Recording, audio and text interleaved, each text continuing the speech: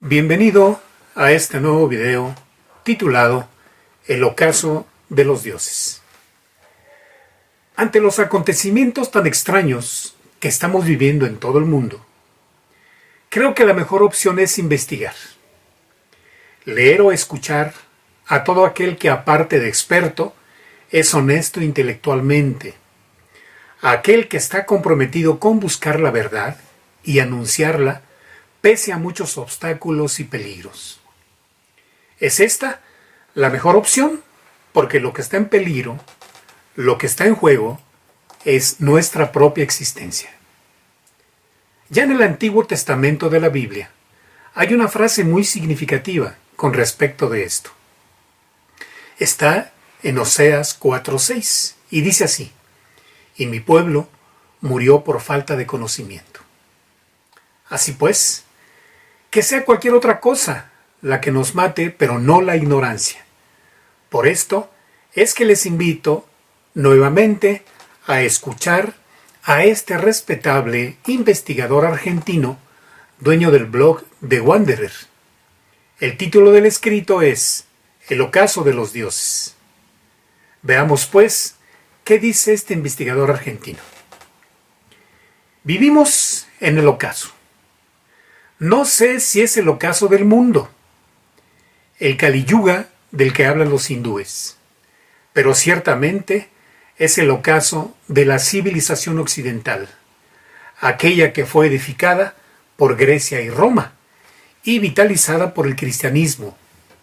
Como escribía el gran escritor inglés Evelyn Waugh, los constructores no sabían los usos a que descendería su obra. Hicieron una mansión nueva con las piedras del castillo antiguo, año tras año, generación tras generación. La enriquecieron y la extendieron. Año tras año, crecía la enorme cosecha de maderos en el parque. Hasta que, con la helada repentina, llegó la era de Hopper. El lugar quedó en la desolación y el trabajo en la nada. Quomodo sedet solas civitas. En cuestión de décadas, se dilapidó aquello que tardó siglos en ser construido. Esa es la perversa maldad del progresismo, nos recordaba el gran filósofo inglés Roger Scruton. Y dentro de esa obra de destrucción se encuentran también la Iglesia Católica. Sabemos por la fe que las puertas del infierno no prevalecerán contra ella. Pero sabemos también, por las profecías, que en los tiempos postreros, esa iglesia verdadera será reducida a un puñado de fieles, mientras que otros serán los que se apoderarán de sus estructuras. Una de las películas icónicas del cine mudo es Sunset Boulevard, conocida en el mundo hispano como El ocaso de los dioses.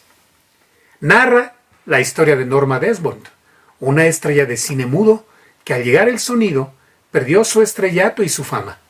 Ella, sin embargo, vive sola con su mayordomo en una enorme mansión, alimentando un permanente narcisismo y convencida de que su fama sigue intacta, lo cual es falso porque ya nadie se acuerda de ella y ha perdido toda influencia. La película termina con una imponente escena en la que Norma desciende la escalera de su palacio vestida como una diva. Y abajo la esperan las cámaras de televisión, los reflectores y la policía para conducirla a la cárcel o al manicomio. Ella baja convencida que los periodistas y las luces cubren su retorno estelar. Es el ocaso, Sunset, de una diosa. En estos días, dentro del ocaso de la civilización y de la Iglesia, estamos siendo testigos del ocaso del pontificado de Bergoglio.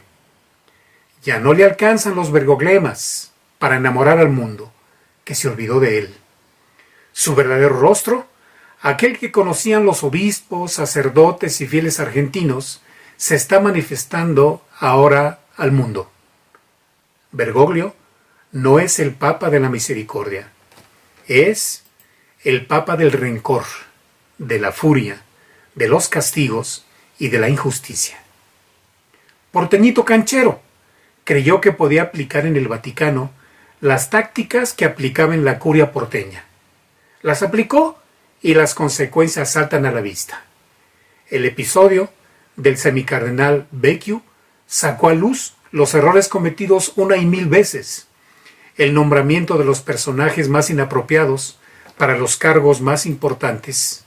Recordemos a Monseñor Rica y a Monseñor Peñaparra, entre muchos, desplazando y castigando con impiedad a aquellos que tenían la capacidad y la santidad para dirigir los destinos de la Iglesia.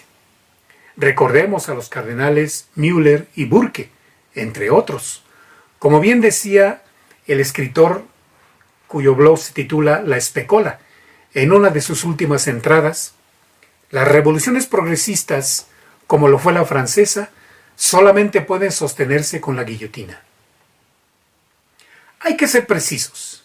El problema no es la curia romana. La curia siempre fue un problema. Es cuestión de leer la historia del Concilio de Trento, en el que los padres insistieron una y mil veces en su reforma y no lo lograron. Y si resulta aburrido leer la historia, recordemos lo que Giovanni Boccaccio en el siglo XIV escribía en el segundo cuento de su Decamerón.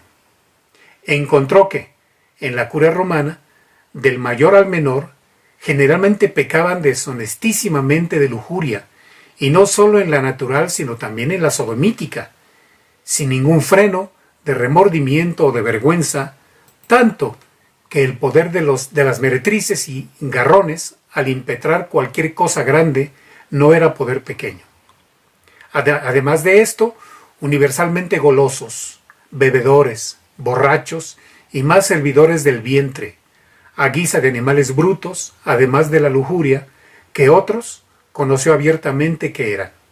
Y mirando más allá, los vio tan avaros y deseosos de dinero, que por igual la sangre humana, también la del cristiano, y las cosas divinas que perteneciesen a sacrificio o a beneficios, con dinero vendían y compraban, haciendo con ellas más comercio.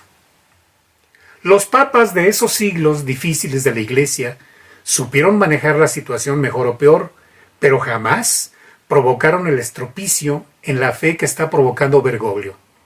Ha demostrado no solamente que es incapaz de gestionar la curia, sino que ha agravado los conflictos que anidaban dentro de ella. Bergoglio es un inútil, es Chauncey Gardiner. El papado de Francisco está acabado. Solo es cuestión de tiempo.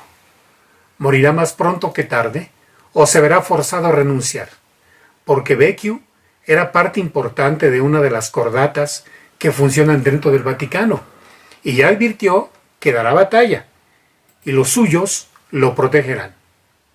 No es cuestión que salgan a la luz décadas de trapos sucios y muy sucios.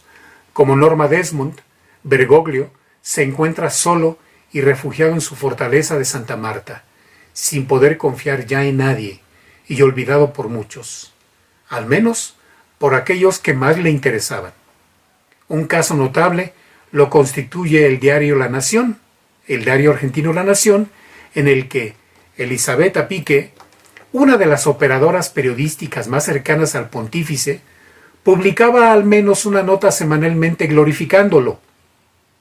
No solamente esos tiempos pasaron, sino que ayer, ese mismo diario argentino publicó una columna con una durísima crítica a Bergoglio, algo que jamás habría ocurrido hace algún tiempo. Sus manotazos de ahogado de los últimos meses son patéticos.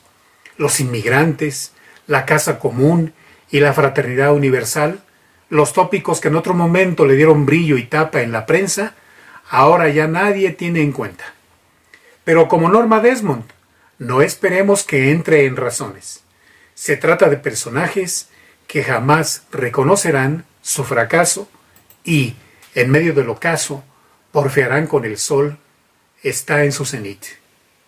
La providencia ha querido que seamos testigos de un triple ocaso: el de la Iglesia, el de la civilización y el de un papado vergonzoso y torpe que será recordado, si hay tiempo para el recuerdo, como el más catastrófico de la historia.